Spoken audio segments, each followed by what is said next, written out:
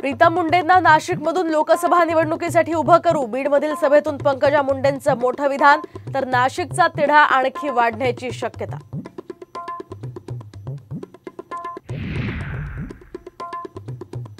30 एप्रिलला माळशिरसमध्ये पंतप्रधान मोदींची सभा, माढ्यातून निंबाळकरांना मिळणार बूस्ट।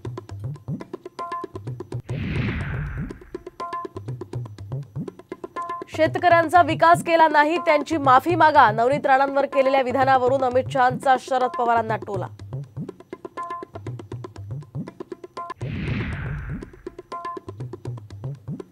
यवतमाळच्या पुसदमध्ये प्रचार सभेदरम्यान नितीन गडकरींना भोवळ, तर काही वेळानंतर गडकरींकडून पुन्हा भाषणाला सुरुवात।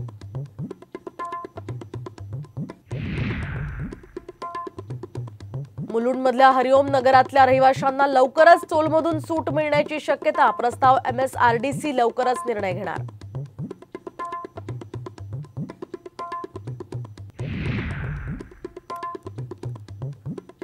पहिली आणि दुसरीचं पुस्तक बदलणार, तर शिक्षण मंडळाचा निर्णय, 3री ते 8वीच्या पुस्तकांमध्ये मात्र कोणताही बदल नाही।